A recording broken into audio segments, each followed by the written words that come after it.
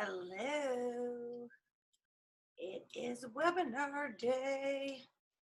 Hopefully, I've got a few people come in to jump in and join me. Good time, learn some good stuff. When you check in, make sure you find the chat box, pop into the chat, say hello, tell me how you're doing. How's your week going so far? It's Tuesday. I don't know how it's already Tuesday. I don't know where the last 3 weeks have gone. But yeah, it's webinar day. Whoop, whoop. You know, one of my favorites. Love teaching, sharing some new stuff for those who haven't been on one of these before. Usually my cats like to make an appearance. We'll start with the video and then we will move on to some slides for you to learn. It's always on replay, so if you have any questions and want to watch it later or you get interrupted, feel free. If you're on, jump in the chat box, say hello, let me know what it is that you do for a living, share with each other. The more we chat, the better the interaction gets to be, and I can tailor it a little bit more as to what it is that you want to learn. I'm pretty good about starting right on time, so whether there's people here or not here, we'll go ahead and get started. Today's a really fun topic for me, blog submissions. So I know how much we all love blogging and all of the things that come along with blogging. So hopefully you'll learn some great things to be able to share. Make sure you're muted and your camera's off, which I kind of force it on the way in, but just in case. Hey, Mandy. Mandy's here in the chat. Mandy is from White Rose Entertainment. They are a DJ lighting company, entertainment company here in Central Florida.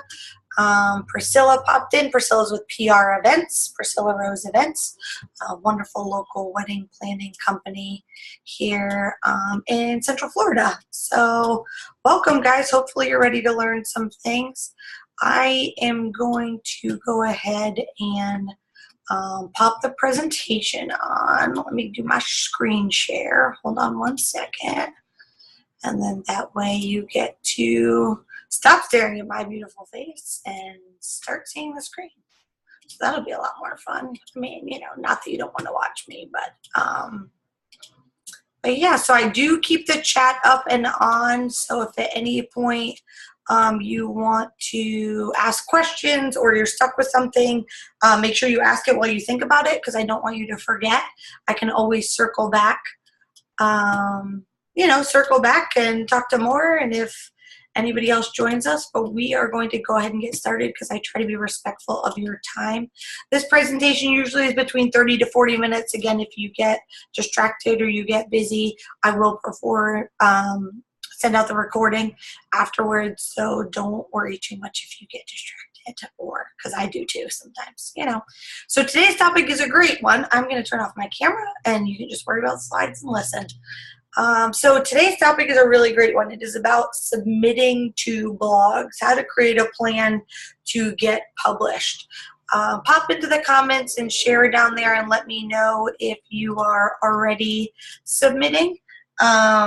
If you are making the effort to push your content out there.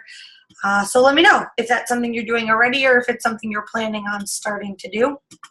For those who don't know me, my name is Shannon Tarrant. I own a local Central Florida wedding resource called Wedding Venue Map.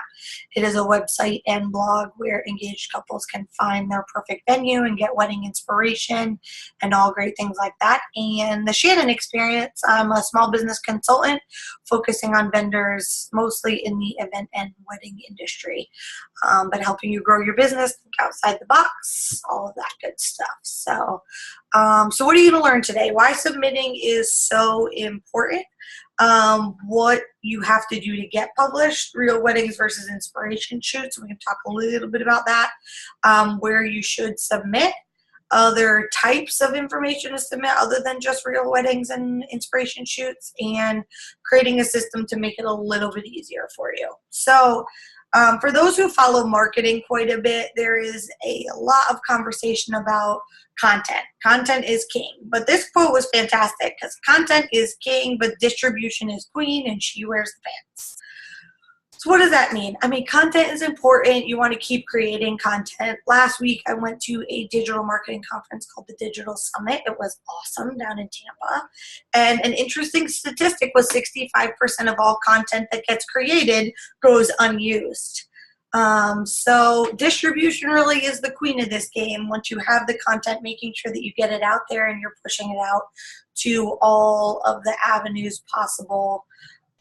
And putting it out there. So you have the content. We just have to figure out what to do with it. So why aren't you submitting more now than what you are? Most of the time when I ask clients or people ask me about blogging and submitting, when I ask them why not, they tell me they don't know where to start. Like they're not sure what the step one is. They don't have enough time. They want to guarantee that it's going to be published, which doesn't really usually work out, but I'll give you some examples where it can. Or it's really just not a priority. Like, we're all really busy juggling a lot of things. And so if you are trying to handle and have too much stuff going on, it tends to just not fall to the top of the list. But we're going to talk a little bit and give you some tips how to make it part of the plan. So who should be submitting? Anybody who's got content to share, not just the photographers in the wedding and event industry have content.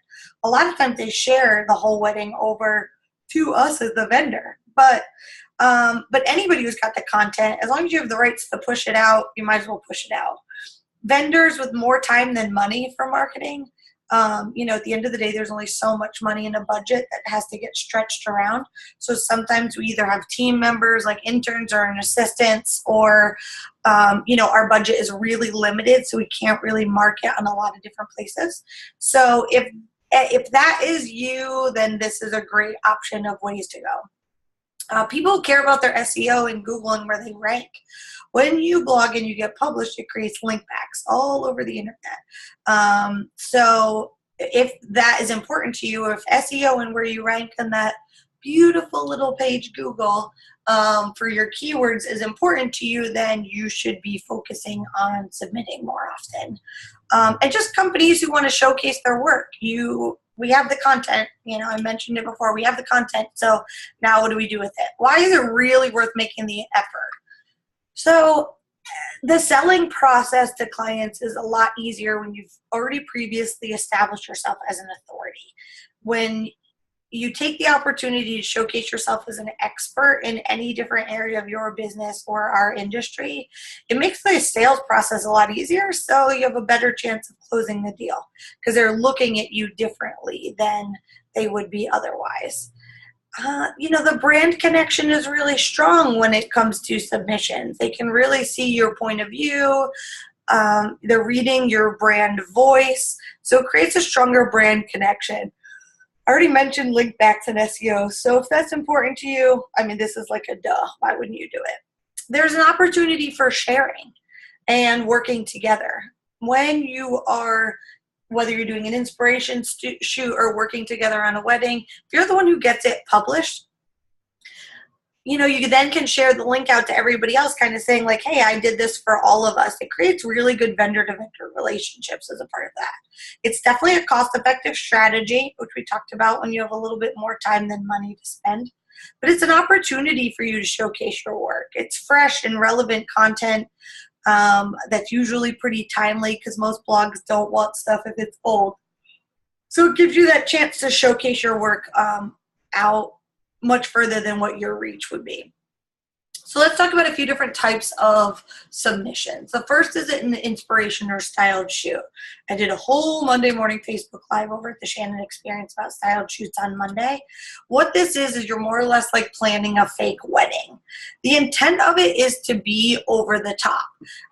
But you can look at this photo and immediately that it is that photo is a styled shoot, right? It's one table, there's nobody at it, it's pristine and perfect and white. It's not realistic that this is an actual wedding. There's an awful lot of floral on that table. Not really any of the glassware is full. So the purpose and point of an inspiration shoot is the fake wedding, but it's the ideas behind it. So let's talk about submitting inspiration shoots and the pros and cons. The pros and cons behind that. Let me turn off your video. Stop video. Okay. So the pros and cons behind styled shoots. The pros are when you don't really have any content to submit. If you're not really doing a lot of events, then it makes sense for you to be putting on styled shoots. If you're new to the industry or, you don't really have events and a lot of content. It's also a really great chance to be creative. Styled shoots are killer when you're really pushing outside the box and you can think big. You can think bigger than maybe what your current client is doing. It really is about pushing more towards the vision that you want your ideal client to have. So, we'd have vendors who would reach out to us and say, hey, we would love to do a styled shoot at your venue when I worked at a venue. But if they came up with a theme or a style or a look or kind of the direction really had nothing to do with my ideal client, it wasn't always the right fit, so we walked away a lot of the time. So there's definitely some cons to doing styled shoots. It's costly on time. To plan them correctly takes a lot of time. A lot of time, a lot of effort. For some vendors, it's also costly in terms of product. Florists, catering companies, food, anything that really has a lot of hard costs that go into it. It's a lot of labor sometimes. So it can be a lot of work. You really also have to be super duper unique and push outside the box to get big submission publication for a styled shoot. The weddings in today's day and age are beautiful. I mean, they're gorgeous. So if I have the opportunity as somebody who does publish on our blog to choose between an over-the-top wedding and a styled shoot, I'm going to take the real wedding every day of the week. So, it's not as easy to get published on, and you just really have to have unique themes, ideas, and lots of details to push far outside the box. So there's definitely has pros and cons behind it. I hope one day my real wedding is as nice as my Pinterest wedding. When I used to do inspiration shoots, I used to plan some kind of I'd create a new pin board and come up with a theme and all the funky ideas and fun things I could do for that theme. And then I turned it into an inspiration shoot. Today's couple is boards and boards and boards. If you have an idea for an inspiration shoot, you want to make sure that you go on Pinterest and search it and see if it's already done and how many times it's been done. The Great Gatsby has been done to death 17 times over. So if you want to do a Great Gatsby themed shoot, I'm not saying you shouldn't, but if your goal is submission and publication, you've got to go really far outside the box to come up with different unique ideas that haven't really been done at all. So just remember, it's pros and cons. You have to decide what's best for your business. So what blogs want to see in your submission? So when every blog has its own kind of things, but there's some commonalities that run through all of them. Different strokes for different folks. So most publications, blogs and print are kind of talking about, so just submissions in general. They want different things. They have different brides and different clients. So the right fit for an ethnic or South Asian wedding blog, you're not going to go onto the South Asian wedding blog and submit the all-American country barn wedding. So you really need to make sure that you have done your research as to where you want to submit and exactly what types of things they're looking for. So here's an easy example. When I used to be an advertiser with Perfect Wedding Guide. We would call, they'd send out an email saying, the next issue, when they used to have a bigger magazine called Celebrations, the next issue is coming out, blah, blah, blah, we're looking for submissions. So I would always pick up the phone and call them and say, what is it that you're looking for? A lot of times they were getting a lot of the same thing. So I'd get on the phone with their marketing manager and she'd say, don't send me purple and no pink and gold. And so I'd pitch her a few ideas of something maybe different and unique than what she was already getting. And almost every time we got published. So I knew to ask them, what is it that they wanted instead of me just guessing and kind of making that assumption. So make sure that you are doing your research and know exactly what that blog is looking for. Details, details, details, and then some more details. These blogs, when it comes to submission, whether it be a real wedding or a shoot, is they really are looking for the unique details. There are only so many pictures that they can post of a couple. I mean, really? Like, how many pretty couple walking off into the sunset photos? That doesn't really maybe give their readers the kind of inspiration that they're going to the blogs to find. So unique details is important.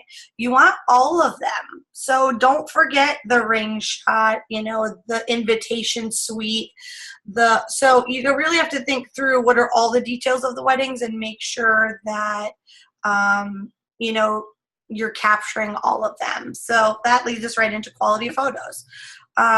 Don't submit 6 photos of the bouquet or 5 photos of the cake. Really pick 1 or 2. You should have a mix of horizontal and vertical, minimal filters on top of the photos, but make sure that you're getting photos of those moments throughout the day.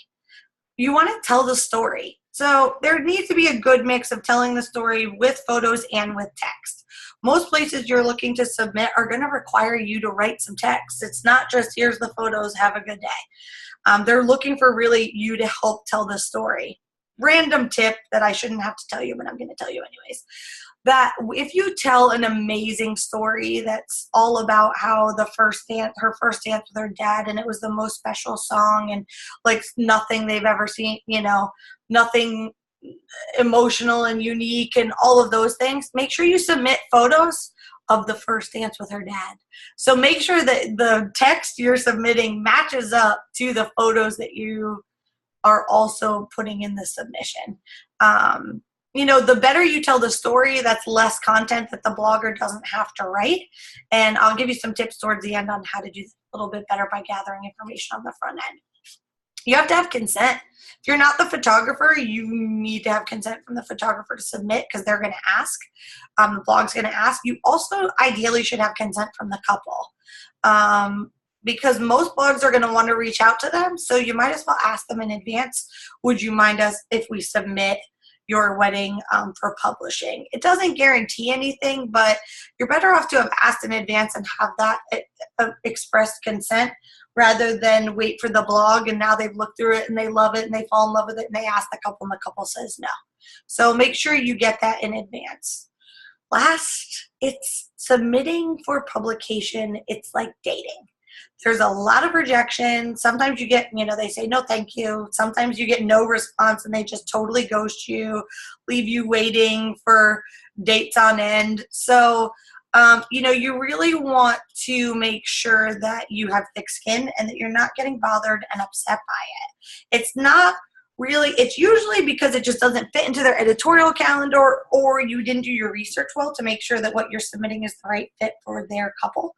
But make sure you go at it with thick skin, knowing that it's not intentional and it's not, you know, it's not personal. It's just where it fits in what they're looking for. So a great example is if you had this most amazing real wedding from Valentine's Day and had all these great Valentine's Day details, don't submit it in June. Hold it off a little bit. Know that most people are planning their editorial calendar, you know, 3 months-ish in advance. So you really want to start looking to submit that in October, November, you know, November, December, not so much in June when they're not thinking about the following February, because that's probably when they would post that. So where do you submit your real weddings? On most blogs and websites, there's actually a submissions page, and they'll tell you the preferred way. So you can go direct and directly submit with them. Please make sure to read what it is that they're asking for and what data they want from you and what all those things look like. There's other options of services like Matchology and Two Bright Lights that have suggested options of you more or less submit the blog and they kind of can go on and look. You can direct submit. There's lots of ways to do it through there, and sometimes you go to the direct submission page on a blog and they actually push you to using one of those resources to get to them. The other is sites that you advertise on. So, I mean, if you're paying for advertising on The Knot and Wedding Wire and Wedding Venue Map and Orange Blossom Bride and Every Last Detail, why aren't you submitting on those sites?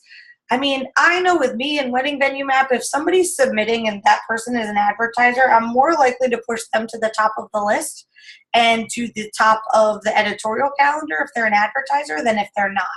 Doesn't mean I won't take the content otherwise, but I'm always going to push the advertisers to the top. The other thing is you should posting on your own blog. Duh. Most sites don't really care if you've posted it yourself. They're more worried. They don't want it to have been submitted on a different site, submitted to 2 or 3 of the same blogs. They most want it exclusive, but they don't put your website into the exclusivity. They used to. It used to be so tight, and nobody could have posted a photo ever, but it's a little bit more realistic now. But if you submit it somewhere, throw it up in your own blog. Like, you've already done all the work and written the whole submission, so you might as well put it up. But you were definitely so much more than just real weddings. I struggle when I look through a wedding full of wedding photos. I struggle to know, what am I supposed to say? Like, how do I really tell the story with these? Does anybody else feel the same way? Like, is that one of the things that you struggle with? But what else can you really write and submit about? Well, you can write tips. You can sit down and say the things that you know are helpful to couples planning their wedding and planning their special event, that you can share tips that will help them along the way. If you're a DJ, you could do timeline tips. You could do when to put what in the timeline, how to lay out the floor plan in the room. As a planner, you can talk about things you need to do to make sure your timeline flows well, or most common forgotten things at a wedding. But there's lots of ways you can use and write tips articles if you're not down on the whole real wedding and inspiration shoot. You can do frequently asked questions. That's a great one too. The things that people ask you. If you don't have an FAQ page on your website, you should. So get that FAQ page up, and then you can always, take each one of those and write an entire blog post about it. The last are roundup blogs. I think these are probably the easiest blogs, but the least done in the industry based on what I've seen. So let's say you're a florist, you could do the top 12 bouquets of 2018, or as a DJ, the top 10 first dance songs, or 5 rentals everyone must have. But you can kind of instead of writing an entire article on just one wedding, why not take from every wedding you get, and really just kind of round up the different pieces from the different weddings and turn those into their own article and their own post. Just remember that you should be sharing what you're passionate about, because if you get excited about it and it's a hot topic for you, it's a lot easier to write about it, right? So all good things. So where should you submit these? Fellow vendor blogs. I mean, we all have blogs on our own websites, right? What you want to do is you want to search somebody who's a vendor friend, see where they fall when it comes to SEO. So find companies that are ranking high and they have active blogs, meaning they have blogs that they're posting on all the time. Because the more you post, the more Google comes to your site to read your website. But the blogger only doesn't have anything up for the last 6 months. I mean, you can put it up, but Google's not going to read the link for a while. There's a lot of local online resources that people use. Orange Appeal Magazine is a local women's resource, Orlando Weekly, the Date Night Guide in Central Florida. So there's a lot of local online resources that you might be able to share some of these articles and blogs with. You really want to find where your clients read. So who are your clients' influencers? I just sat through an entire class on influencers at that digital summit, and it was fascinating to start thinking about who are your potential clients following. So someone who I met at the conference was telling me how they did a partnership and a sponsorship with this company, and they did a Instagram takeover, which was awesome. Through that Instagram takeover, they ended up booking a client because somebody who had seen them in the past then saw them again, and it, was this whole it ended up leading towards actual booked business. So you just have to remember to try to figure out and know where your clients are and what they're reading, and try to get published on those places. So let's talk a little bit about creating a system. We're not super far away from the end, so if you guys have questions and things, I want to make sure that you post in the chat box and ask the questions as you get there. But let's talk about creating a system to make this a little bit easier. You have to know what they want. So pick the top 10 resources that you think your brides are reading or using, and organize that data as to what they're looking for and how they want it. So pick your top 10 to 15 blogs or magazines or whatever, know what they want in advance, so that you are doing the work to get what they want, so that it makes it easier. You want to start gathering the story as far in advance as you can. The great thing about that is like where can you ask those questions as a part of the planning process? So you can easily, after they sign the contract, ask those questions that are most common on most blogs. So go read those top 10 to 15 blogs when you did your know what they want, and see what the questions they usually ask are in the submission process. How long have they known each other? How did they meet? Tell me their proposal story. What's been the best part of wedding planning, the worst part of wedding planning, and start asking those questions along the way. So one of my clients will, after they sign a contract, send out 3 questions saying, we love to blog all of our weddings after the wedding. If this is something, once we get the pictures from your photographer, if this is something you'd be interested in, then that's great. And we would love to be a part of that and do that.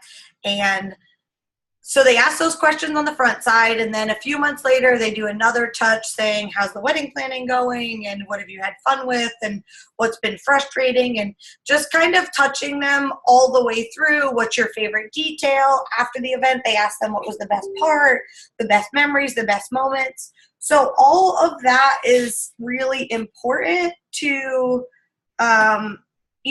but you can gather all of that in advance. So you're already getting them to start telling the story in advance of the planning, so that when you sit down to actually write and submit, you've done 90% of the work and your clients have written it for you. So, I always edit it a little bit to make sure my clients sound extra smart, but you can do that in advance. So start gathering the story as early as you possibly can. Get what you know that they need for that blog, and then set achievable goals. Realistically, you're probably not going to get published more than a few times a year. So really focus on those few times a year that, 2 or 3 times a year possibly, that for the big sites, and set goals of how many times you really want to be published. It's okay. It doesn't have to be every month or every other week, or you can say once a month, I'm going to write an article for a vendor blog. You're not going to get as much traffic off submitting to another vendor. It is what it is. There's only so much and so much reach another vendor has. Some of the inspiration shoots that I've done have been published, like one got published on Southern Weddings, and in the 3 weeks after that published, we had about 8,000 click-throughs from Southern Weddings to our website. That's not going to happen on a local vendor blog. You're not going to get 8,000 click-throughs, but it still drives traffic and provides a solid link back to your site. So just set achievable goals, and you really need to remember that the biggest hurdle to getting published is doing the work. Like, you have to do the work. I've had people submit articles and things on Wedding Venue Map where they only submitted part of it. Like, they sent me the link to the photos, and the photos are pretty, but didn't do anything in terms of telling me the couple's story. If you don't tell me their story, I don't really have anything to write about. I wasn't there. I never met them. I don't know who they are. I don't know why it was special and important to them, but you do, or you should at least. So make sure that you are doing the work to get the information needed on the front side. For the places you want to submit. Getting published helps your SEO and creates legitimacy. For those 2 reasons alone, you should be making sure that you do that you get published, and that you You know, you get those link backs to help in Google. Like I mentioned on a recent Facebook Live, you don't have to have some huge overreaching plan for SEO. Maybe you only write articles that get link backs instead of doing your own blogs. Maybe you only take all this stuff and blog it on your own site. It's up to you. Like, it's just up to you as to what you want to do it. But what really the question that most important question is, what are you waiting for? It isn't that hard. It just takes time and effort. So if you can go in and you can submit one, I mean, guys, I own Wedding Map. If you want to submit an article, submit an article. I know Priscilla, who's on this call, already has. So, and so, you know, we pushed an article out that she wrote, gave some great tips and some great information, and, you know, shared that around on our social media. So just remember to make the effort, take the time. If you have any questions, please feel free to throw them in the chat box. But today is a shorter webinar because it's Tuesday and everybody's super busy. So I tried to keep it short and sweet and just remind you, got to do the work. If you have any questions, I'll be here for another minute or so. Make sure to take a look at Monday morning Facebook Lives on the Shannon Experience. I cover a range of different topics, a little bit shorter and more off the cuff than these, which are definitely more presentation style.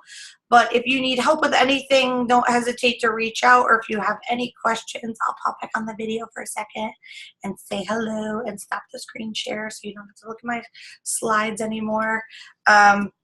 But if you have any questions, I'm here. I'm happy to help with whatever you need, and look forward to hopefully seeing you and talking to you at an upcoming event. And as always, the cats have always made the effort to make an appearance. And so just say goodbye and have a good day. And I look forward to talking to you guys soon. Thanks so much. Have a great day.